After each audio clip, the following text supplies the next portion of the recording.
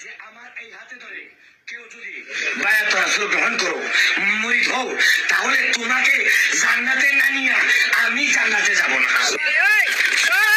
বাবুরে আপনারা যদি কেন জান্নাতে যাইতেন চান কেন এলো অতি দ্রুত গাঁটি মোটা গলাইলেন বুঝছেন নি এ কাকা কইছে কেন হেতার হাত ধরে যদি বায়াত গ্রহণ করেন আপনারা অতি দ্রুত হেতারে জান্নাতে লই যাইব আপনারে বুঝছেন নি আমি তো আসলে কেন ফেরেশানি ধরে গেছি আমি হেতার কাছে যাইতেছি জান্নাতে যাইতেইব তাকে তার সেই বাধাটাই হইল মৃত্যু। মৃত্যুটা হওয়ার সাথে সাথে সে জান্নাতি।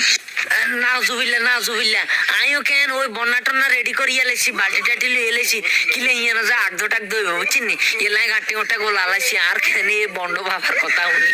যাকে আপনারাও দেখতে থাকেন আসলে বন্ড বাবা কি কইতো স্যার সে জান্নাতে কোনো কথা নাই। এখন আমি সৈয়দ সাদিক কি বলি, হ্যাঁ সৈয়দ সাদিক কে তুই কি কস কি করবি ক ক ক আমি টেনশনে আছি কোন সময় জান্নাতে যাইম তুই এমন একটা কেন বাট্টা